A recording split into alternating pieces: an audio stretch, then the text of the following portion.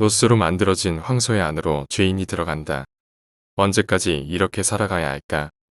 밖으로 나가면 일반인처럼 웃고 떠드는데 집 현관 문턱만 넘어서면 입을 싹 닫고 거실에 널브러져 리모컨만 돌렸다. 27살 먹을 동안 뭐 했겠냐 싶겠지만 그냥 남들처럼 사는 대로 생각했고 사는 대로 살아갔다. 뭐 꿈도 없었고 하고 싶은 것도 없다. 돌이켜보면 이때 동안 내 속내를 터놓은 적이 있었을까 싶다. 친한 친구 뭐 형 동생 이런 거 없다. 사는데 우여곡절이 많았던 관계로 지극히 일반적이고 정상적인 교류는 물론 그 나이대에 맞는 유의도 없었다. 끼리끼리 논다고들 하지. 현부모 밑에서 자라왔으니 의심, 두려움, 불안과 같은 공통된 감정을 갖는 사람들만 어울리길 원했고 결국 남은 것이라곤 지독스러운 외로움이 전부였다. 아버지도 뭐 다를 건 없었다. 등 처먹고 떼어 먹히는 부류들의 특징은 뻔하다. 귀 얇고 정 많고 의심 없는 사람들.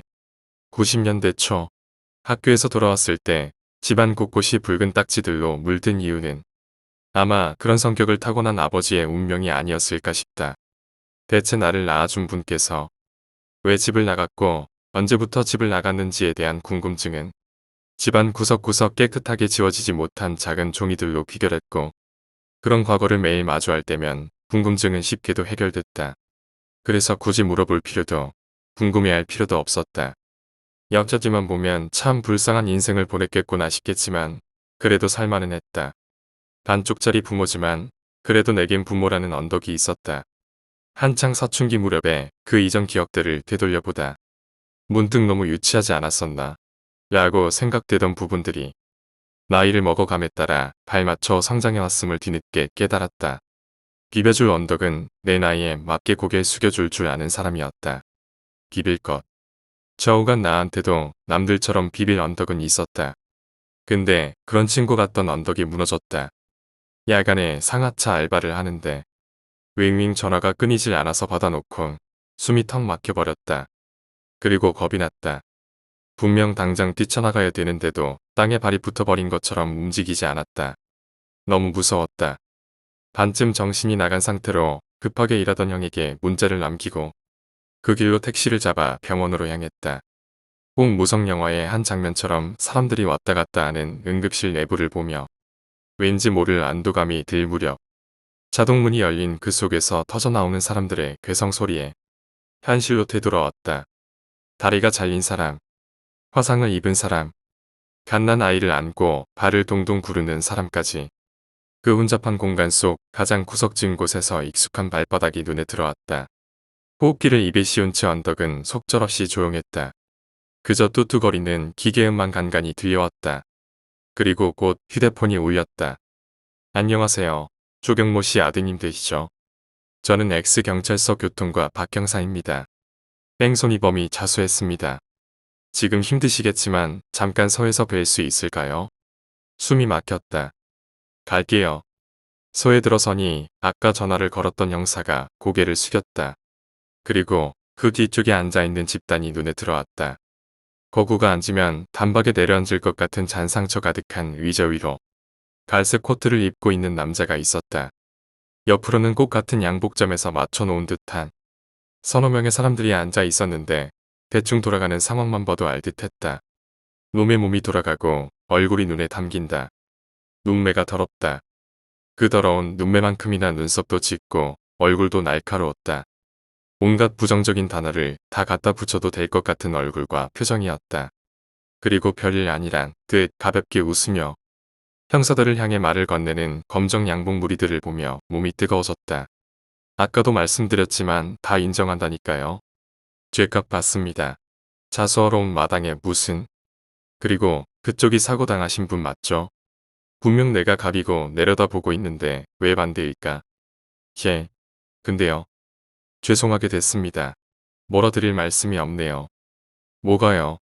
붙인 말이에요. 일단은 대한민국에서 내로라 하는 최고 수준의 병원은 구해놨어요. 치료비는 당연히 이쪽에서 지불할 거고요. 혹시 아니 만에 하나 아버님께서 잘못되시면 그것도 역시 준비해놨어요. 그걸 왜요? 아니 그러니까 거기 씨발 새끼야 내가 한번 말해봐. 우리 아버지 왜 저렇게 됐어? 눈을 내려 고개를 깠다. 그 떨군 눈과 입구멍 속으로 과연 얼마나 더러운 표정과 말들이 감춰져 있을까가 궁금했다. 하지만 눈을 내린 뒤로부터 아무런 말도 없었고 변명조차도 없었다. 다분히 울분을 사귈 상대가 필요한데 아무도 싸워주질 않는다. 누군가 큰 소리를 내주면 날뛰어도 이상할 것이 없을 텐데 주변이 고요하니 날뛰지도 못했다. 그리고 그 잠깐의 적막감을 놓치지 않고 대변인 무리가 합의를 요구했다. 입을 아고 벌린 채 고개를 갸우뚱거리는 변호인들은 대답만을 기다렸다. 그 생글생글한 얼굴을 보며 말도 침도 뱉어지질 않는다. 감정의 곡절이 없었다고 할까? 그 순간 병원에 있는 아버지가 떠올랐다.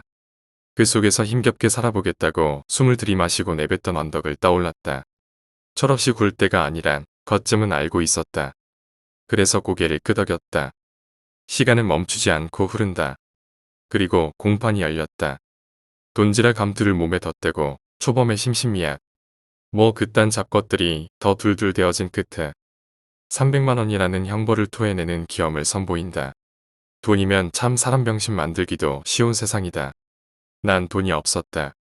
그리고 백도 없다. 그저 묵묵히 일상적인 업무를 마친 듯한 표정의 법무관들을 하나씩 올려다보는 게 전부였다. 침이 꿀깍하고 넘어간다. 그리고 처음 아버지의 전화를 받았을 때와 같은 도둠이 내 발끝에서 뿜어져 나왔다. 털이 꺾이고 우당탕. 땅바닥에 얼굴을 쳐박고 바득바득 고개를 세우는 내 눈동자 속에는 서선으로 기울어진 갈색 구둣발이 눈에 담겼다. 또각하고 유유히 걸어 나간다. 나는 반쯤 패어진 언덕에 찬찬히 흙을 덧댔다. 그리고 그 위에 푸른 잔디를 심었다. 그 간절한 토닥임 속에 나는 따뜻한 언덕을 상상해본다. 웃음소리가 들리는 것 같다. 그거면 됐다. 하지만 힘없는 인생은 흘러가는 겨울 위에 띄워진 종이배와 같다라는 사실을 망각해버리고 만다. 없는 인생은 흐르는 시간에 몸을 맡기고 너울치는 겨울을 빠르게 표류할 뿐이다. 목적도 없고 쉬어갈 틈도 없다. 그리고 악수가 겹치면 배는 가라앉고 만다. 새로 접어 띄울 수도 되돌릴 수도 없다. 그렇게 고작 두어 달이라는 시간을 끝으로 내 언덕은 바스러졌다. 마지막 순간이 기억난다. 가슴이 터져라 숨을 쉬는 그 헐떡거리는 소리와 함께 가열하게 뛰는 가슴에 눈이 처박힐 때마다 나는 내 손으로 눈을 적출해버리고 싶을 정도로 내 눈이 저주스러웠다. 그리고 들숨이 일정하고 고요함을 찾아갈 무렵 아버지의 귀에 대고 소곤댔다. 고마웠어요. 그리고 미안했어요. 푹 쉬세요. 지극히 상투적인 대사를 일뺀다. 그 이후에 전화는 없다. 입 밖으로 터져나오는 울음을 참는다. 참는다. 차마 마지막 순간에 그런 모습을 보여드리고 싶지 않았다. 그렇게 눈물을 뚝뚝 흘려가며 아직은 온기 남은 얼굴을 두 손으로 감싸며 내 머리통은 마치 고장난 레고 인형처럼 돌아가지 못했다. 그래서 참 다행이라는 생각이 든다. 마지막 모습을 온전히 내 머릿속에 새겨 넣을 수 있었으니 말이다. 마지막으로 냉동고 속 미워진 아버지를 꺼내고 그 위에 덮인 천을 걷어내니 바싹 마른 몰골로 실실 웃던 얼굴. 그 주름이 눈에 가득 들어왔다. 정말이지 빼곡했다. 그리고 그 얼굴을 마주했을 때 그제야 혼자 남겨졌다는 사실이 가슴속으로 빠르게 스며들었다. 그 길로 정신이 나간 듯 했다. 잘려나간 듯 그때의 기억은 온전치 않다. 정신이 돌아온 것은 상이 치러지던 도중으로 기억한다. 돈지랄이라며 자기 돈 쓰는 것에 야박하던 사람을 구박하곤 여름이면 늘 풍광 좋은 펜션에 꼬박꼬박 아버지를 챙겨 데려가 놀던 아버지의 친구.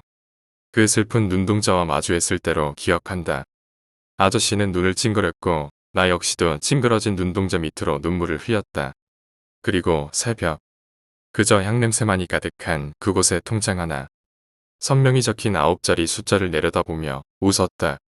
또 눈물이 흘렀다. 가슴이 찢었다. 장례식이 끝나고 아버지의 시신을 태웠다. 불이 사그라들고 양옆으로 짐승이 우러대는 그 아비지옥 속에서 나는 몇 번의 빗질로 쓸려나간 뼈대.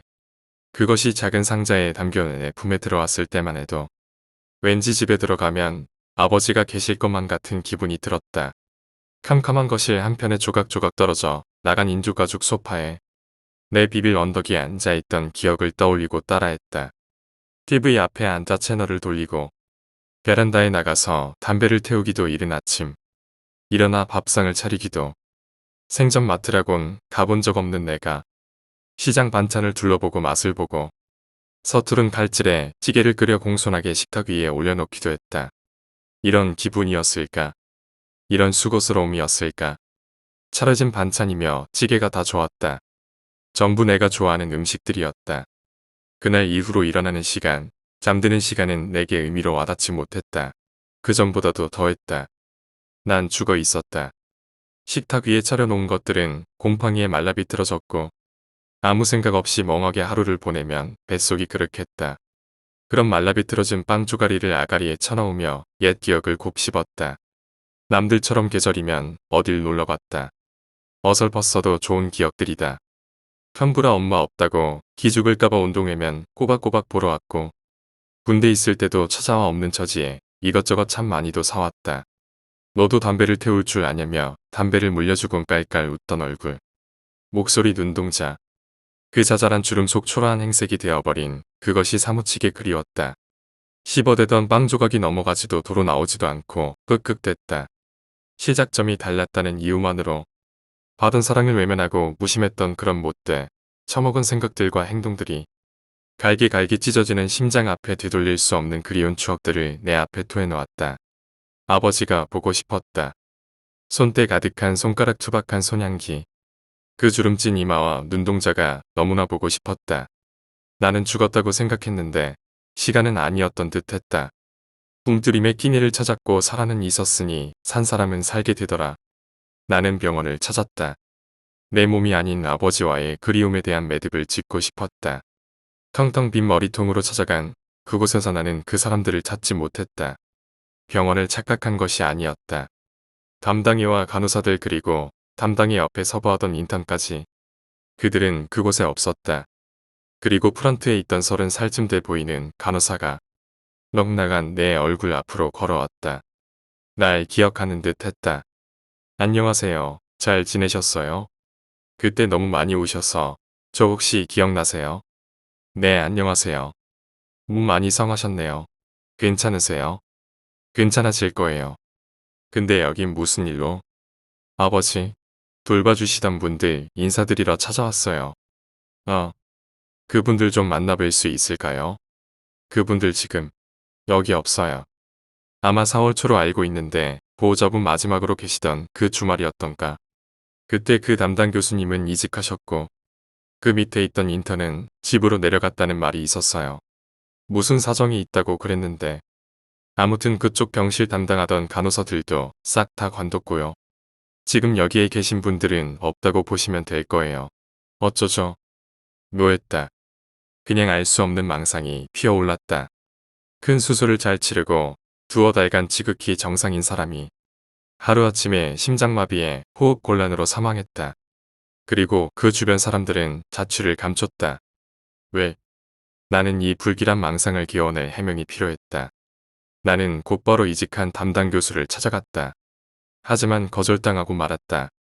의사니까 바쁜 게 당연한 거겠지. 새벽까지 기다리고 또 기다렸다.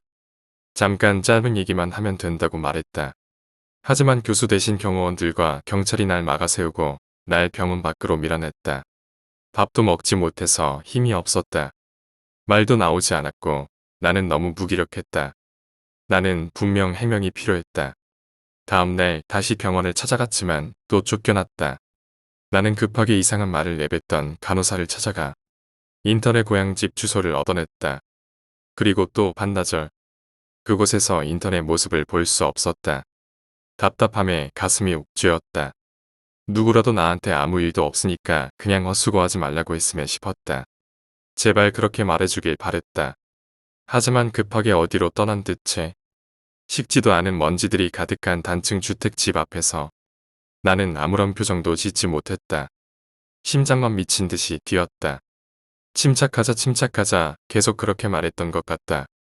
프로 나름 유명하다는 심부름센터부터 깡패 새끼가 우글 대는 곳까지 찾아가 돈만 맞으면 뭐든 해결해주는 사람들을 찾아댔다. 받을 생각도 없이 돈을 뿌려댄 이후로 보름 정도 지나고 나서 그들의 정보를 얻어볼 수 있게 됐다. 꽤나 비싼 값을 치렀다. 담당인은 이직을 했다. 그리고 이사를 했다. 아주 값비싼 오피스텔로. 간호사들의 사진도 받아볼 수 있었다. 평범하면서도 평범하지 않았다. 좋은 직장으로 옮겨진 것은 물론 쥐뿔도 없는 부모 밑에서 미천이 필요한 사업도 척척해 나갔다. 열심히 살자. 에브리띵즈 비 올라이트 더이의 글귀들이 적힌 SNS를 보며 고개가 끄덕여졌다. 저것들은 사람이 아니었다. 내게 온 9자리의 숫자가 담긴 통장과 다른 여러 새 통장들 속에는 과연 얼마의 돈이 담겨 있을까 궁금했다. 속만 끓이는 사진들을 치워버리고 밑에 깔린 파일 하나를 들어 올렸다. 그것은 인턴에 관한 것이었다. 기록이 난잡했다. 헛소리를 자주 해댔고 자해와 폭력적인 행동을 해댔다. 그리고 경찰서에 찾아가 자신이 사람을 죽였다는 난동을 3번이나 부린 이력도 있었다. 가족들의 사진. 그 평범한 가족들의 모습이 얼마나 처참하게 변할 수 있는지 보여주는 몇 장의 사진들을 끝으로 내 눈은 정신병원이라는 단어에 멈춰섰다. 그게 끝이었다. 나는 그것에 적혀있는 대로 원주에 위치한 정신병원으로 곧장 내달렸다. 영화에서 보면 참 쉬운데 이건 입구부터 어려웠다. 연고도 없는 사람을 만나기 위한 인적사항을 적어 내려가는 동안 내 이마의 땀들은 방울저 아래로 뚝뚝 떨어졌고 이내 탕진한 내 변명의 끝선에서 나는 경비원의 눈동자와 마주했다. 주머니 속 돈다발을 아무런 말도 없이 그 남자에게 건넨다. 남자는 의문도 없이 고개를 끄덕인다. 아마 이런 사람들이 많은가 보다. 다행이었다. 남자는 내게 신분증을 붙여주고 어디론가 전화를 걸었다. 차단기가 올라가고 그 안으로 차를 몰았다. 드디어 오늘 나는 인턴을 만나게 된다. 병원 내부로 들어서자 층간이 좁고 촘촘하게 방들이 늘어선 병실들이 눈에 들어왔다. 멀찌감치 보던 병원의 왜소한 모습은 사라지고 없었다.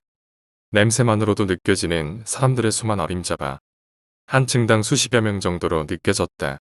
실제로 감옥에 가본 적은 없었지만 감옥보다도 더한 기분이 들었다. 기분 나쁜 압박감에 가슴이 쪼그라든다. 옆에서 아무렇지도 않다는 듯 걷고 있는 관계자를 보며 혹시 내가 내민 돈을 빌미로 날 붙잡아두고 돈을 강탈하지 않을까란 불안감도 들었다. 하지만 2층으로 올라가는 엘리베이터 안에서 마주친 그는 너무나도 정상인처럼 내게 말을 건넸다. 그 사람 공부 잘했던 걸로 아는데 가족들도 여기 처박아 넣고 몇 개월째 코빼기도 안 비치는데 친구예요? 친구는 아니고 그냥 물어볼 게 있어서요. 여기 사람들 다 뜯어보면 이상한 사람들 없어요. 오히려 더 똑똑하면 똑똑했지 진짜 환자는 몇 안 돼요. 의아했다. 이런 곳에서 정상인을 만난다는 게 신기한 일일까? 아니면 지금 나는 정상인인 척하고 있는 사람을 마주하고 있는 것일까? 남자가 실실 웃는다. 웃는 얼굴을 보고 나니 더 이상의 물음은 없었다. 정상이 아니었다. 그랬다면 내가 내민 돈은 애초부터 받지 않았을 것이다. 병원 내부로 들어서자 전체적으로 어두웠지만 1층은 2층에 비하면 밝은 축에 속했다. 복도를 제외한 모든 병실의 칸막이 문 속으로 빛은 새어나오질 않았다. 깜깜했다. 눈높이의 감시용으로 만들어 놓은 듯한 문 속으로 아무런 빛도 말소리 없이 침묵이다. 두려웠다. 정신병자들은 하루하루를 어떻게 보내는 것일까? 문득 관계자가 발을 멈추고 209호의 문을 열었다. 그리고 내게 눈짓을 했다. 나는 고개를 끄덕인다. 커튼이 빼곡히 빛을 가린 병동 속 우뚝 서 있는 그림자가 제일 먼저 눈에 들어왔다. 지지직거리는 TV는 소리의 기능을 잃은 듯 아무런 소리도 내뱉지 못했다. 그저 띄워진 화면 속 사람들이 제잘거리는 표정이 전부였다. 그 브라운관에서 나오는 희미한 빛의 실루엣이 비친다. 앉아 있는 누군가의 모습이 지극히도 나와 닮아 있었다. 정확하게 말하자면 내가 정신을 차리기 이전인 시절의 나와 말이다. 끼고 했던 얼굴은 사라지고 거뭇한 얼굴에 지저분한 수염. 그 덕지덕지 들러붙어 있는 거죽에 뼈대만 앙상했다. 힘없이 고개가 소리 난 방향으로 돌아가고 손가락 반 마디가 들어갈 만큼 푹 들어간 눈알이 내 발끝에 그리고 가슴에 닿고 얼굴에 한참 쩔그렁하는 소리와 함께 무릎을 바닥에 짚고 누군가는 내게 손을 모았다. 잘못했어요. 잘못했어요. 갑자기 그런 괴성이 들려왔으니 밖에서 들이닥치는 건 당연했을 것이다. 나는 다급하게 문을 잠갔다. 시간이 없었다. 곧바로 인터넷 얼굴에 주먹을 갈겼다. 어떤 새끼야. 말해. 돌아갔던 얼굴이 돌아오며 까만 눈동자가 선명하게 내 눈에 스며들었다. 그리고 인터넷 입에선 정지되지 않은 방언들이 튀었다. 그 사고 낸 놈 그놈이 그랬어 맞아. 분명히 들었어. 교수님이랑 둘이 말하고 있었어. 수고해달라고 죽여달라고 그랬어. 무서웠어. 협박했어. 그래서 신고하지 못했거든요. 내가 잘못했어. 그때는 내가 뭘 해야 되는지 몰랐어. 그래서 신고했어. 근데 아무도 내 말을 들어주질 않았어. 아무도 믿어주질 않았어. 사람들이 찾아왔어. 날 때리고. 여기가 어디죠? 잘못했어요. 잘못했어요. 아니야. 내가 죽이지 않았어. 아니야. 내가 죽였어. 아저씨 경찰에 신고해줘요. 제가 사람을 죽였거든요. 제가 사람을 죽였어요. 문이 박살나듯 열리고 아무런 소리도 들리지 않았다. 아마 욕소리가 들려왔던 것으로 기억한다. 법정에서와 같이 인턴과 내 사이를 뜯어말리듯 다닥 붙어대던 손바닥대. 이대로 잡혀서 이곳에서 평생을 보내야 하는 것일까? 뭐 그런 생각이 들었지만 그런 일은 없었다. 차라리 그렇게 됐으면 좋겠다. 한 번도 태어나서 아버지를 원망했던 적이 없었다. 그리고 오늘이 돼서야 처음으로 아버지가 원망스러웠다. 평생을 이기적인 모습이 아닌 이타적인 삶을 살다가 그렇게 뜯어먹히고 쥐어터지고 마누라한테 버려지고 그런 일들을 내 앞에서 내색 한 번 없이 살다가 그렇게 죽어버렸는데도 영정사진 속 아버지는 웃고 있었다. 그 얼굴이 미웠다. 세상 이유 없는 행동은 없다며 그런 이유로 이해하고 감싸주길 바란다며 돈 꾸고 안 갚는 사람들도 다 이유가 있는 것이고 쓸데없이 욕하는 사람들도 다 이유가 있는 것이라며 그냥 용서하고 받아들이면 그만이라고. 그래서 당신이 그렇게 살았던 대로 나 또한 그렇게 따뜻한 마음을 갖고 살길 바란다고. 그런 주절주절 말을 내뱉던 입술이 그 목소리가 타인을 돕자라고 쓰인 액자속 문구가 웃겼다. 아버지를 올려다보며 난 물었다. 아빠, 그럼 나 그냥 병신처럼 가만히 있어야 돼? 아니면 싹 다 잡아서 죽여야 돼? 아버지는 말이 없었다. 당연했다. 묵어는 동이고 동이는 내 양심 죄책감 뭐 그딴 것들을 내 속으로부터 날려줬다. 그날 병실에서 내 언덕 위 모래알이 날아갔던 것과 같이 잡을 수 없이 날아갔다. 생긴 건 바퀴벌레 약처럼 생겼어도 이래봬도 성능은 최고예요. 시중에서 이런 거 구하기 어려울거려. 거리는 최대 3km. 오주파 저주파 가리지 않고 노이즈. 상쇄장치 웬만하면 다 면역이니까 아마 원하는 건 다 들을 수 있을 거예요. 한두 대면 충분한데 왜 8개나 사시는지 모르겠지만 뭐 어쨌든 대당 150이니까 1200. 선입금 200 빼고 나머지 1000만원 중에 50은 떼고 950만 받을게요. 아, 그리고 걸리면 난 모르는 겁니다. 그냥 독박 쓰셔야 돼요. 알죠? 새벽 공기가 맑았다. 서서히 지면을 달고는 빛이 도시의 건물들을 타고 밑으로 그리고 내 눈에 닿았다. 눈앞에 놓인 경찰서로 걸어 들어가며 한 손엔 지도키도 평범한 과일 바구니를 흔들어댔다. 계단을 오르고 정의로운이라고 쓰인 팻말을 따라 좌측 복도 그리고 가장 끝 방으로 또다시 꾸벅 멍청하게 웃으며 인사를 건넨다. 사람들이 분주하다. 뒷바람부터 정신이 없었다. 그러거나 말거나 내 얼굴을 본 형사는 꽤나 한가롭게 커피를 훌쩍였다. 안녕하세요. 또 보네요. 아우 형사님 잘 지내셨어요? 저 아시죠? 그때 그 뺑소니 당한 아들이에요. 그때 참 많이 도와주셨잖아요. 늦었지만 이렇게 감사드리는 게 맞는 것 같아서 응접실로 향하며 바구니를 밑에 내려놓고 책상 위에 작은 봉투를 올려놓았다. 거부도 없다. 슬쩍 들어 올려 안을 열어보고 품에 넣는다. 아, 그때는 정신이 없어서 몰랐는데 와 여기 방이 엄청 넓네요. 쓸데없는 주절거림으로 응접실, 화장실, 집무실, 소리가 있을 만한 곳곳에 바퀴 앵만한 도청기를 붙여넣었다. 오늘이 안 되면 그 다음 날, 그 다음 날도 안 되면 그 다음 날도 찾아갔다. 점심에 야식에 웬만한 배달 음식들은 전부 시켰던 것으로 기억한다. 그리고 차근차근 녹음해 놓은 것들을 밤새 틀어놓고 귀에 담았다. 에이, 뭐 언제는 또 보지 말자면서. 이렇게 허구한 날 보는 사이인데 이제 와서 뭔 소리야. 이제 정말 끝이야. 처음에야 저거 보는 게 웃겼지. 근데 지금은 겁나. 검사 양반이 무슨 겁이야. 보약이라도 한 재 지어줘. 생긴 건 사람 여럿잡게 생겨먹은 사람이 왜 이래. 그러니까 비빌 게 따로 있지. 무슨 그런 재벌가 아들놈한테 기볐냐고. 맞아. 그 죽은 노친네는 그래서 죽은 거야. 그나저나 그 아들내미는 뭐한대?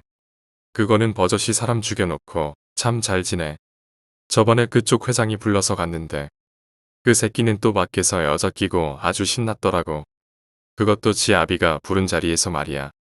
근데 그걸 내버려 두는 아비도 참 대단해. 부전자전이야 뭐야. 이런 게 재벌 교육이야. 여하튼 이번 달 말에 그 새끼 밖으로 나가 또 사고 쳤거든. 아마 몇 년은 눌러 살 거야.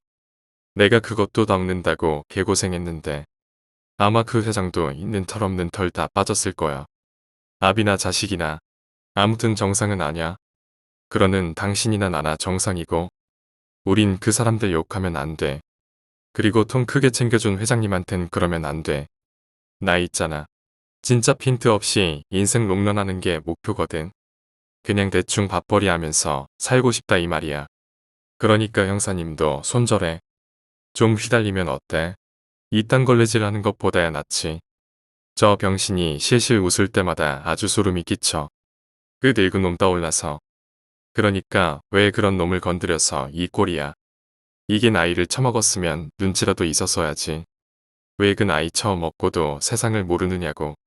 난 진짜 그 미친놈 새끼 한 짓 다 치운다고 CCTV란 CCTV는 싹 다. 저기요. 입 좀 조심하세요. 여기 다 들린다고. 뭐야? 아까 무섭다고 했던 사람 맞아? 여기 어차피 식구들 천지잖아. 근데 뭐가 그렇게 겁나? 형사님. 나 있잖아. 이렇게 대책 없이 질질 흘리는 거 딱 싫어해. 그래서 아까 말했잖아. 우리 더 이상 보지 말자고. 끼차 오려볼 필요도 없어요. 알아? 우리 아무 짓도 안 했어. 그 늙은 꼰대야. 교수 새끼가 죽인 거고. 우리는 그딴 게 있던 없든 간에 그냥 법대로 행동한 것뿐이야. 그게 끝이야. 그게 팩트야.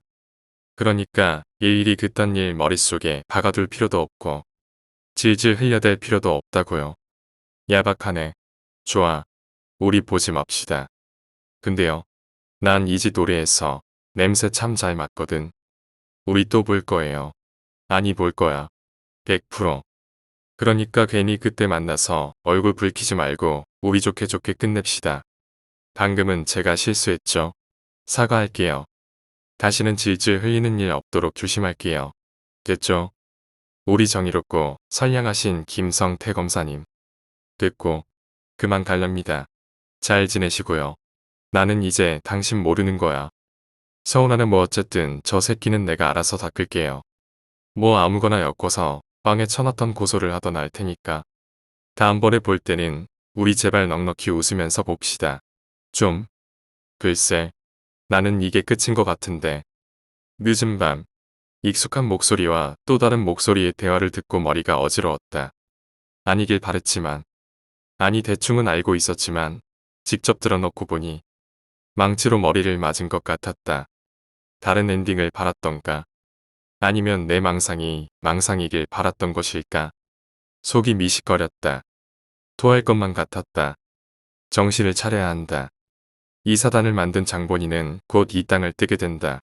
자세한 건 나중에 들어도 괜찮다. 박진철 교수, 박충선 형사, 김성태 변호사, 양초루 회장, 그리고 양선우. 이 5사람의 얼굴을 머릿속에 그린다. 대략적인 구상을 끝으로 나는 내 목적에 필요한 물건들을 구하기 시작했다. 연습할 시간도 없다. 그러니 최대한 돈을 다 끌어다 써댔다. 냉동 탑차, 바닥이 뻥 뚫린 주거용 컨테이너 박스를 구했다. 그리고 며칠 전 장비를 구매했던 업자에게 전화를 걸었다. 그때 말씀하셨던 장비야 금방 구할 수 있는데. 글쎄 허신용품. 그걸 왜? 그런 건 시중에 잘 나와 있어서. 이런 곳에서 따로 의뢰할 필요는 없는데. 그냥 충격기 말고요. 좀 센 걸로요. 원래 이런 말 안 하는데. 사람 죽일 거면 그냥 센터 쪽이나. 사치하니 그냥 식칼 하나 구해서 찔러서 죽이세요. 내가 일하는 이 부류. 이 쓰레기 같은 바닥에도 꽤나 성실한 사람들 많아. 근데 당신이 사람 죽이면 어떻게 되겠어? 죽이지 않을 겁니다. 그리고 불어댈 이유도 없어요. 뭐 말이나 들어봅시다. 그래서 요구하는 게, 아니 언제까지, 또 가격은 어느 정도 생각하는데요? 그거 하나에 5천이요. 당장이라도 연결해주면 원금 플러스 착수금 포함 2배. 1억이요? 뭐, 일단은 구해볼게요. 그리고 지금 말하는데 나중에 딴소리 없는 겁니다. 알았죠? 업자가 뒤돌아 구석진 곳으로 걸어갔다. 그 뒤통수만 봐도 웃는 얼굴이 보이는 듯하다. 전화를 걸고 의미 없는 인사말과 함께 소리 죽인 대화가 이어진다. 중간중간 치솟는 억양의 억소리가 담겨있다. 역시 돈처럼 쉬운 건 없다. 페이저건 알죠? 그거랑 비슷한 거라고 생각하면 돼요. 우선 켜고 접는 부분이 스위치. 누르면 대략 20m까지 요 작은 핀셋들이 발사될 거예요. 사용한 다음에는 버튼 다시 눌러서 장비를 꺼요. 잘못하면 당신이 감전될 수 있으니까. 그리고 요 플라스틱 우산 앞대가리만 교체하면 끝이에요. 이 카트리지 대당 50만원이에요. 얼마나 쓸지는 모르겠지만 저 가방에 20개 정도 넣어놨어요. 아, 그리고 그때 말한 대로 좀 세게 해놨거든요. 아마 사기 타들어갈 거예요. 그리고 맞으면 이건 무력화가 아니야. 그냥 기절을 해버려. 죽을 수도 있어. 그니까 절대로 10초 이상 갈겨대진 마요. 진짜 죽으니까. 그 말을 끝으로 업자는 벽 쪽을 향해 우산을 폈다. 아니 쐈다고 표현하는 게 정확할 것이다. 투 하는 소리와 함께 우산의 플라스틱 부분이 깨지며 전방으로 얇은 강선이 달린 핀셋 여러 개가 쏜살같이 튀어나갔다. 그 작은 핀셋들이 벽에 맞고 뒤엉켜 서로 부딪힐 때마다 요란한 감전 소리가 들려왔다. 보고만 있어도 고통이 느껴졌다. 하루 10cm 정도 여유를 주시고요. 좌우로는 꽉꽉 들어맞을 수 있게 거기 적혀있는 대로 부탁드려요. 참 희한하게 만들어 달라네. 뭔 놈의 관이 이래. 뭘 갖다 쳐 넣으려고 이렇게 돈 준다니까 하는데 말이야. 내가 이런 거 일 놓은지도 좀 듣고 시간도 빡빡해서 제때까지 할 수 있을지는 장담 못해. A 할 수 있으면서 제때 만들어주시면 더 드릴게. 왜 신년스럽게 만들어 놓은 목각 인형. 그 위에 쌓여있는 긴 세월을 간직한 먼지 구덩이 속으로 남근 정승 따위를 모셔놓고 경쟁력 떨어지는 구닥다리 인테리어에 상호도 제대로 적혀져 있지 않은 간판을 건 목공소. 기댈 것이라곤 자신의 늙은 자존심밖에 없는 그런 목수가 찔러주는 돈에 웃음이 그려지는 얼굴을 보고 있으니 불쌍한 감정이 든다. 믿음직스럽진 못하지만 그래도 이만한 곳이 없다. 왜 장사를 접지 않았는지 의아할 정도로 주변에 거니는 사람이 없다. 이건 그냥 선생님 좋아서 드리는 거예요. 관 좀 예쁘게 부탁드려요. 빨리 만들어주시면 더 좋고. 뭐 금방이지 이런 거. 딱 3일만 기다려. 아니 이틀이면 돼. 그럼 일단 보시고 전화 주세요. 그리고 한 가지 부탁드리고 싶은 게 있는데 제가 여기 찾아온 거 다른 사람들한테 비밀로 좀 부탁드려요.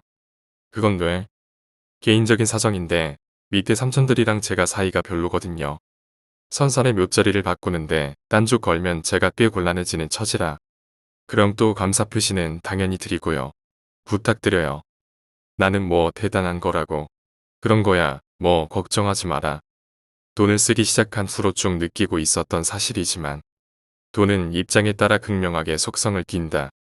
부족한 쪽에게는 소금물처럼 죄짓게 갈망했고 있는 쪽에게는 죄책감을 덜어줬다. 돈 참 쉽다. 계획은 다 세웠는데 어떻게 그들을 납치해야 할까? 특히나 양부자는 어떻게 잡아야 할까? 돈 많은 재벌을 잡는다는 게 월급쟁이가 아닌 어디로 튈지 모르는 것들을 잡아낸다는 게 어려웠다. 혼재는 시간대가 필요했다. 하지만 집에 들어간다 치더라도 각자 어울리는 사람들이 많았고 서로 붙어있는 시간이 거의 없었으니 한 번에 잡는 데 무리가 있었다. 한 명은 여자 병신, 한 명은 아들 병신.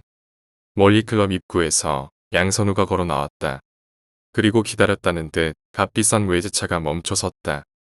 그때 양선우가 뭔가 화가 나는 일이 있는 것처럼 소리를 질렀다. 분명 저 차는 양선우의 차였다. 그런데 그 옆에 누군가 타고 있었다. 여자였다. 술은 여자를 부르고 여자는 또 술을 부르고 참 답도 없는 인생이다. 하지만 누굴 평가할 시간조차도 없었다.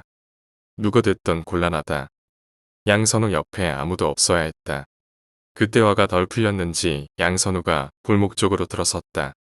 그리고 그 모습을 보고 나는 이게 마지막 기회임을 직감했다. 차에서 내려 드문드문 빛이 들어오는 골목 사이로 걸어 들어갔다. 그리고 그곳에서 벽에 등을 기댄 양선우를 만날 수 있었다. 꽉 물려진 종이자락을 주둥이에 물고 양선우는 침을 질질 흘렸다.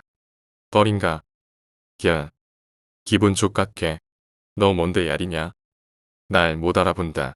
그만큼 가벼운 존재였었나 보다. 웃어. 이 새끼가 돌았나. 죽고 싶어. 뒷걸음질 치는 내 발걸음마다 양선우가 졸졸 따라 나선다. 그곳에서 차에 올라 다른 곳에 갔더라면, 아니면 여자와 함께 호텔로 향했다면, 내게 이런 관심을 주지 않았다면, 그런 걱정이 사라지고 잡은 물고기의 마음이 놓인다. 낚싯대에 찌를 끼웠다. 너, 뭐야? 비명도 못 지르고 바닥으로 곤두박질 친다. 몸을 부들부들 떨며 젖은 땅에서 몸을 베베 꼬는 놈을 바라보며 나는 시간조차도 까맣게 잊고 그 순간을 즐겼다. 소리 없이 괴로워하는 놈의 얼굴. 그 갈갈이 찢어발기고 싶은 얼굴들이 죄다 일그러져 갔다. 그리고 충분히 만끽한 후 버튼을 눌렀다. 놈의 몸에 붙은 핀셋을 뽑아 던져 넣고는 놈의 얼굴에 가까이 얼굴을 붙였다. 숨이 붙어있는 듯 더러운 입김이 내 얼굴에 느껴졌다. 주둥이를 잡고 들어 올리자 눈이 완전히 돌아갔다. 그리고 몸이 부들부들 떨려왔다. 꼭 개새끼처럼 부르르 떨어졌다. 심장이 뛴다. 발목부터 머리끝까지 두근거림이 차오른다. 탑차의 문을 열고 놈의 옷을 벗긴 뒤 관의 몸을 잡아갔다. 인체에 본을 뜬 것처럼 가랑이 쪽에는 역삼각형의 나무 판자가, 겨드랑이에는 차폐막처럼 팔과 겨드랑이를 분리시킨 나무 판자가 빽빽하게도 놈의 몸과 딱 맞았다. 영화 킬빌이 떠올랐다. 하지만 블랙맘바는 주먹질이라도 할 수 있는 틈이라도 있었지. 내가 만든 건 그런 것도 없다. 아무리 발광을 떤다 한들 아무것도 할 수 없는 구조다. 만족스러웠다. 그보다도 돈 밝히던 노인의 솜씨라는 사실이 더 놀라웠다. 나는 양팔과 다리에 각각 결박근으로 결속시킨 후 놈의 아가리에 수면제 몇 알을 털어넣고 물을 부었다. 올대가 꿈틀댔다. 바로 관의 뚜껑을 덮고 그 위에 다시는 열릴 수 없도록 못을 때려 박았다. 야, 이 원수야. 지금 몇인 줄 알아. 너 다음 주면 여기 떠나야 돼 알아. 지금부터 하는 말 잘 들으세요. 전화를 끊지도 제가 하는 말을 끊지 마세요. 그렇지 않으면 양선우는 죽습니다. 말이 먹힌 듯 했다. 아무런 말소리도 없이 숨소리만 들려왔다. 곧바로 다음 말들을 주절댔다. 제 목소리를 듣고 계시는 동안 사진 3장이 전송될 거예요. 확인은 전화 끊고 본인이 판단하시면 되고요. 결론부터 말씀드릴게요. 지금부터 현금 1억 원을 가지고 제가 있는 이 주소로 혼자 와주세요. 작물도 다 받으니까 굳이 현금 아니어도 되고 집 근처니까 여기까지 차 타고 오면 5분 걸리나. 그럼 전화 끊을게요. 딱 5분 드릴게. 잠깐만. 지아비를 시발새끼라는 쌍욕으로 등록해 놓는 자식한테도 부정을 느낄 수 있을까 싶다. 어찌됐건 스톱워치를 눌렀다. 애초에 다 가질 수 없겠다는 생각이 들었다. 양부자를 납치하고 다른 사람들도 다 납치해야 한다. 그걸 하루 안에 끝내야만 한다. 5분이 거의 다 됐을 무렵 초조함이 밀려왔다. 신고하면 어떻게 하지? 내가 붙잡히면 어떻게 하지? 그때 멀리서 흰색 라이트가 비쳤다. 검은색 세단 한 대가 급하게 이곳으로 내달리는 듯 했다. 그리고 공원 주차장에 멈춘 검은색 세단에서 양 회장이 내렸다. 빨리도 왔네. 선우 돌려주세요. 우선 돈 받아야죠. 여기요. 현금 7천만 원. 시계랑 보석이랑 다 갖고 왔어요. 충분할 겁니다. 다 가지세요. 쇼핑백 속을 열어봤다. 고개가 끄덕여진다. 앞뒤 안 가리고 난잡하게 쏟아부은 지폐와 어지럽게 섞인 시계와 보석들을 보고 있으니 안심이 됐다. 그게 말이죠. 부탁이 한 가지 더 있는데요. 뭔데요? 빨리. 간단한 거예요. 탑차에 두 부자를 싣고 나는 다음 타기신 박진철 교수를 찾아갔다. 과연 새로 이사한 집은 월급쟁이가 사는 곳 치곤 으리으리했다. 나는 양 회장의 휴대폰을 열어 박진철 교수에게 전화를 걸었다. 처음 전화를 걸자 반응이 없었다. 다시 곧바로 다시 전화하니 죄송하다는 말이 전화기를 통해서 흘러나왔다. 나는 미리 녹음해 두었던 양 회장의 목소리를 휴대폰에 대고 재생시켰다. 박 교수. 나야, 양 회장. 지금 빨리 나와줘야겠어. 요 근처 공원에서 기다릴 테니까 빨리 좀 나와줘. 급하니까 빨리. 전화를 끊고 기다리니 현관 앞으로 놈의 모습이 비쳤다. 내게는 단 1초의 시간도 내어주지 않던 놈이 양 회장 전화에는 새벽에 그것도 고작 몇 분도 안 되는 사이에 튀어나오는 꼴을 보고 있으니 웃겼다. 아, 교수님 여기입니다. 너는? 저 알아보시겠어요? 이거 정말 감동인데요. 기억 못하실 줄 알았는데 그래서 병원에서도 안 만나주셨잖아요. 놈이 눈을 굴리며 코를 벌렁댔다. 참 열심히도 굴려댔다. 아까 회장님이 네, 여기 말고 저기 저쪽에 계세요. 따라오세요. 내가 지금 어떤 말을 한다 한들 절대로 믿지 않을 것이다. 그래서 내가 먼저 뒤를 돌았다. 그리고 찾아 하고 발바닥 돌아가는 소리가 등 뒤에서 들려왔다. 머리도 좋고 눈치도 좋다. 그러니 줄 서기도 사람을 죽이는 것도 쉬웠던 걸 테지. 천천히 뒤돌아 들고 있던 우산을 들어 올렸다. 양 회장의 목소리가 있었으니 나머지 2명을 잡아내는 일은 그렇게 어렵지 않았다. 만선이다. 5개의 관. 원하는 고기를 전부 잡았고 기도 싹 빼놨다. 불안했던 묵은 숨이 흘러나왔다. 시원했다. 뻥 뚫린 흙바닥 밑으로 내려가 그곳에 탈석 눕고 위를 올려다봤다. 내려볼 때와는 달리 어둡고 춥고 답답했다. 이 위로 흙이 쌓여진다. 그리고 세상과의 소리, 빛이 단절된다. 그저 살아있는 상태로 기억을 따라 소리를 상상하고 빛을 봐야 한다. 가슴이 답답했다. 그래서 다행이다. 탑차에 올려진 5개의 관은 소리 없이 조용했다. 그것들을 바라보며 내가 느낀 두려움과 걱정들이 한없이 가벼운 것들이었음을 깨달았다. 행동에 거침이 없었고 누구보다 똑똑했다. 그런 놈들이 하찮은 누군가에게 붙잡혀 저기 관에 누워있을 줄 누가 알았을까. 뉴스를 틀어도 인터넷 기사를 뒤져봐도 아무것도 찾을 수 없다. 그래서 아주 작은 걱정조차도 남지 않았다. 나는 파낸 땅 속으로 우악스럽게 관을 내렸다. 안에 내용물이 볼롱대도 내용물들은 미동도 없다. 혹시 죽어버린 것은 아닌가 싶어 또 걱정이 생겼다. 흥건하게 젖어버린 이마를 걷고 바람 없는 그곳에서 나는 눈앞에 놓은 5관을 바라보며 시원했다. 쾅, 쾅. 일어나 이제 눈 떠야 돼. 관뚜껑마다 달린 작은 여닫이 문을 열자 놈들의 얼굴이 드러났다. 그리고 가장 먼저 양선우가 눈살을 찌푸리며 눈을 꿈뻑댔다. 아직은 눈에 빛이 쏘일 테니 눈을 제대로 뜨질 못했다. 그 어둠 속에 갇혀있다 빛을 처음 쬐었을 때 나는 그 기분이 잊히질 않는다. 다시 살아보겠다고 세상에 고개를 내밀었을 때 찡그린 표정이 가시기도 전에 또 다른 어둠으로 갇혀야만 했을 내 심정이 그리고 또다시 빛이 쬐어오는 지금 이 순간이 서로 상충하듯 내 머릿속을 복잡하게 어지럽혔다. 결론은 상쾌함이었다. 후련했다. 이게 무슨... 야, 뭐하는 거야. 이거 안 풀어. 이 시발 새끼가. 일반 관보다 조금 낮은 그러면서도 단단한 관에 몸이 딱 붙어. 이러지도 저러지도 못하는 놈의 얼굴을 보고 있으니 놈을 처음 잡았던 때가 떠올랐다. 웃겼다. 관짝 위에 올라 관을 쾅쾅 짓밟을 때마다 바득바득 날 노려보며 소리를 질렀다. 그때 왠지 모를 분통함이 느껴졌다. 겨우 이딴 놈들에게 죽임을 당해야만 했던 그 죽음을 방조해야만 했던 내가 생각나서 눈물이 흘렀다. 하지만 아직 감정을 되새김할 여유는 없다. 나머지 관도 문을 열었다. 5 놈의 얼굴이 다 드러나고 관짝마다 쿵쿵거리며 놈들을 깨웠다. 1 놈, 2 놈 뭉구적거리며 눈을 꿈뻑대고 그 미적지근하게 반응하던 놈들이 1명의 목소리, 2명의 목소리, 4명의 목소리, 결국 5의 목소리가 한데 뒤섞이고 자신들 위에 우두커니 바라보고 있는 날 발견하자 꼭 사슬에 채인 짐승처럼 괴성을 질러대기 시작했다. 극명한 대조. 정확히 경찰서에서 놈들을 처음 봤을 때 역전되지 않았어야 할 위치였다. 나는 갑이고 나는 이들을 내려다보고 있다. 이게 맞는 결과다. 그런데도 나는 안중에 없는 듯하다. 자기들이 어떤 상황에 처해 있고 지금 자신들을 구해줄 수 있는 그 어떤 수단도 없는 와중에도 놈들은 싸구려 시나리오를 써 내려가며 자위질을 해댔다. 돈을 얼마 줘야 한다. 아니 일단은 마음을 진정시켜야 한다. 아무 일도 없을 것이다. 정말이지 내가 아무런 힘도 없는 것일까?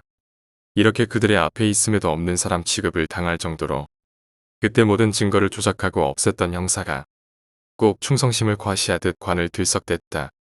달갛게 충혈된 두 눈으로 노려보며 죽여버리겠다고 바득바득 대드는 꼴을 보고 있으니 정말이지 눈앞에 도사견 한 마리가 지저대는 것 같은 기분이 들었다. 근데 주인은 나다. 그리고 주인을 알아보지 못하는 개새끼한테는 매가 약일 수밖에 없었다. 관을 건너 훌쩍 날 향해 대들던 형사의 얼굴을 마주한다. 그리고 작은 핀셋을 놈의 이마에 찔러 넣었다. 놈의 얼굴이 떨린다. 아무런 말도 없다. 씩 웃으며 버튼을 누른다. 터질 것처럼 눈알이 커져선 크, 탁, 컥 따위의 소리와 함께 놈의 몸이 진동한다. 그렇게 네댓 번 찢어대니 꼭 병든 개새끼처럼 눈꺼풀을 축인 채 고분고분한 모습이다. 역시 매가 약이다. 그러니 양부자도 교수도 변호사도 조용할 수밖에 없었다. 그런 메타작의 주변 개들도 내 주인이 이 사람이구나란 것쯤은 알 수 있었을 것이다. 저기 선생님, 우리 전에 만났죠? 제가 선생님을 도와드릴 수 있어요. 여기 사람들 살려도 문제고 죽여도 문제니까 반드시 골치 썩을 일 있을 거예요. 그러니까 제가 도와드릴게요. 완벽하게 아무 일도 없었던 것처럼 해결할 수 있어요. 그러니까 제발 저라도 제발 살려주세요. 묻지도 않은 말에 변호사가 입을 열었다. 하지만 내 대답은 정해져 있었다. 아주 간결하게. 안 죽여. 일상적인 업무를 처리하듯 표정의 변화는 없다. 마치 그들을 따라하는 것 같다. 개거품을 물고 있는 형사의 얼굴에서 핀셋을 뽑아 방금 쓸데없는 말을 주걸거리는 변호사의 주둥이에 핀셋을 찔러 넣는다. 잘못했어요. 살려주세요. 다시 내 대답은 정해져 있다. 아니라니까. 입술에서 연기가 피어나고 쪼그라든 입술에서 갸갸거리는 소리가 들린다. 그리고 입술 양 갈래로 침이 질질 흘러내렸다. 나는 그 짓을 옆자리에 있는 교수에게도 양 회장에게도 그리고 양 선우에게도 했다. 아무도 예외는 없었다. 그렇게 똑같은 짓을 분배하고 자지러지는 신음과 앓는 소리가 울린 후에야 나는 조용히 주머니에 들어앉은 녹음기를 꺼냈다. 지금부터 질문을 할 건데 주의할 게 있어.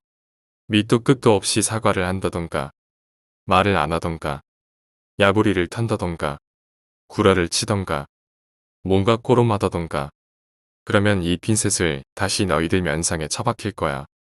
그리고 계속 틀어놓을 거야 죽을 때까지. 판단은 각자 알아서 해. 자, 박충선, 너는 증거를 없앴어. 거기 뭐가 있었어? 축 처진 눈이 양쪽으로 돌아가며 욕설을 내뱉는다. 시발. 하지만 기절할 것 같아서 겁만 주기로 했다. 기회는 두 번 없어. 그 안에 있었던 게 뭐야? 침을 꿀꺽 삼키고 숨을 몰아쉬더니 이제는 포기했다는 듯 형사는 말했다. 양선우가 사람을 죽이는 장면이 담겨 있었어. 누굴 죽였고 어떻게 죽였어? 자세하게 말해. 당신 아버지를 양선우가 차로 쳤어. 그리고 돌아와서 여러 번 밟았어. 양선우, 대체 왜 그랬어? 상상이 되는 듯 했다. 차에 치이고 살려달라고 몸부림치는 아버지의 모습이 바퀴에 밟힐 때마다 고통스러운 비명이 흘러나왔음이 귓속에 들려왔다. 핀셋을 집어들었다. 그리고 놈의 얼굴을 가져다 댔다. 화나서 그랬어. 화가 나서. 뭐가? 시발단 놈이랑 시비가 붙었는데 왜 갑자기? 왜 지일도 아닌 일에 끼어들어서 훈계질이냐고. 그렇게 잘났으면 옷도 후줄근하게 입지도 않았을 거고 생긴 것도 멀쩡했어야 되는 거 아니야. 쥐뿔도 없는 게 소화되길래 가짜나서 차로 쳤다. 그래서 시발 어쩔 건데. 인간은 적응의 동물이고 지능이 있다. 하지만 이놈은 본능이 이성을 지배하는 것 같다. 그냥 죽여도 상관없을 것 같았다. 그렇구나. 그래서 죽였구나. 고작 그따위 이유로 죽였구나. 아니 내 말은 잠깐. 오지마. 아냐. 나 안 죽였어. 나 말고 저 교수 새끼가 죽인 거야. 아냐. 아빠가 죽인 거야. 아빠가 돈 줬잖아. 맞지? 오지 마. 내가 안 했어. 아빠, 살려줘. 내가 안 죽였어. 어차피 죽어가는 사람이었다고. 그렇다고 의사 새끼란 놈이 사람을 죽여. 아 그러니까 돈 받은 이 형사 놈이나 의사 놈이나 이런 놈들이 잘못이다. 그러니까 당신은 그냥 찔러본 죄밖에 없다. 당신이 낳은 자식이 지금 당신 팔아먹고 있잖아. 저 새끼 전화기에 당신 개새끼로 저장돼 있는 건 알아. 조용히 좀 해. 살려준다니까. 안 죽어. 안 죽인다니까. 대리석 돌계단을 따라 건물 안쪽으로 들어섰다. 밑으로는 그늘이 진 건물 외벽에 이름 모를 사람들이 자리를 깔고 앉아 있다. 누구는 그 앞에 놓인 영정사진 앞에서 소리 죽여 울고 가슴을 쓸어내리고 슬픔을 삭힌다. 그리고 아무것도 모르는 나이 어린 아이들은 그저 어른들이 하는 행동에 따라 몸을 숙였다. 설레었다. 꼭 소풍을 가는 날 같기도 했고 선물을 받은 것 같기도 했다. 작은 유골함 앞에 단출한 가족 사진이 놓여 있다. 캐모마일, 역경에 굴하지 않는 강인함. 내 아버지가 가장 좋아하던 꽃말이다. 그 꽃을 아버지의 유골함 옆에 뉘었다. 그리고 녹음을 재생시킨다. 아, 살려줘. 잘못했어, 제발. 살려줘. 절규와 담긴 목소리가 아버지의 유골함 옆에서 울려 퍼진다. 지옥에 있는 죄인들이 찔러대는 괴성이 이런 거 아닐까? 조용히 아버지께 말했다. 나는 후련해. 아빠가 그랬지? 사람 돕고 살라고. 근데 내가 아빠한테 물어봤잖아. 나는 사람들을 도운 적이 없다고. 그때 아빠가 아마 이렇게 말했었지. 아무런 해를 끼치지 않는 것도 도와주는 거라고 말이야. 그래서 나 죽이지는 않았어. 그러니까 나는 그 사람들을 돕고 있는 거야. 비명과 함께 녹음기가 소리를 멈췄다. 그리고 적막감이 그곳에서 맴돌았다. 여긴 죽어있는 사람들. 그러니까 아무도 남들의 핑계에 토달지 않는, 질문하지 않는 나쁠 땅이었다. 아무도 내 괴기스런 행동에 토달지 않았고 관심조차도 없었다. 그대로 난 녹음기를 아버지의 옆에 뉘고 눈을 감았다. 그리고 언제였는지 모를 만큼 까마득한 기억 속 아버지의 울음소리가 들리는 듯 했다. 기뻐서 우시는 것일까? 슬퍼서 우시는 것일까? 난 아버지와의 마지막 밤. 식탁에 머리를 숙이고 술잔을 기울이시던 아버지의 모습. 그 형편없이 망한 일생을 보낸 인간이라고 생각되던 나의 아버지. 그 복잡한 표정 속 슬픈 아버지의 눈. 그 눈물이 그제야 내 눈앞에 선명히 보이는 듯 했다. 우기다. 한참 더운 여름이 지나가고 날이 풀려가는 이 시점에 내리는 비는 유독 주변을 눅눅하게 만든다. 그 때문에 분유가 굳어지는 것은 어찌 보면 당연한 결과일 것이다. 물론 이 컨테이너, 박스 구조상 밑에 갓뚫려 있는 것이 가장 큰 이유겠지만 뭐 그래도 상관은 없다. 나는 구멍이 숭숭 뚫린 그 속으로 애벌레가 들락대는 딱딱한 분유 더미를 익숙하게 부셨다. 아주 고운 가루는 아니더라도 그것들을 사발에 옮겨 담고 물을 넣어 휘 저었다. 꼭 공평하게 5개. 그리고 정성스레 손으로 토닥인 5봉분 위에 사발을 올려놓는다. 이 정성 가득한 5개의 봉분에는 플라스틱 호스가 연결돼 있다. 그리고 그 호스에는 마개가 달려 있다. 나는 호스에 붙어있는 마개를 열었다. 그러자 그곳에서 작게 괴로운 비명소리가 들려오기 시작한다. 그 소리는 마치 관악기의 소리처럼 들리기도 했고 짧은 진동이 반복되는 전자음 같기도 했다. 어찌됐건 그곳에서 들리는 소리는 항상 높게 그리고 길게 이어졌다. 한 번도 틀린 적이 없다. 마개를 열면 길게 그리고 높게 나는 익숙하게 펌프의 스위치를 눌렀다. 펌프의 모터가 소리를 내며 우악스러운 뭔가를 컨테이너 밖으로 배출시킨다. 그것과는 별개로 이번엔 길게 튀어나와 있는 5개의 호스에 깔때기를 끼워넣고 그곳에 방금 만들어 놓은 사료를 때려 넣는다. 그러자 또 다른 의미의 구룩거림이 똥물이 배출되는 반대편에서 들리기 시작한다. 잘 내려가나 싶다가도 역류하고 또 내려가고 역류하길 반복한다. 그래도 뭐 결국 잘 넘어가고 만다. 노스로 만들어진 거대한 황소의 틀 속으로 죄인이 들어간다. 죄인이 들어가고 문을 잠그면 집행관들은 수순대로 황소의 밑부분에 불을 피우기 시작한다. 그러면 그 안에 있는 죄수가 뜨거움을 참지 못해 몸부림치며 고함을 내지른다. 그 소리를 들으며 팔라리스는 과연 어떤 표정을 지었을까? 본인도 괴로움이 느껴지는 것 같아 끔찍한 표정을 지었을까? 아니면 지금 나처럼 즐거움에 웃음을 터뜨리고 있었을까? 조금씩 작게 웅얼대는 소리가 들리는 듯하다. 울음소리던 비명소리던 그딴 게 무슨 상관일까?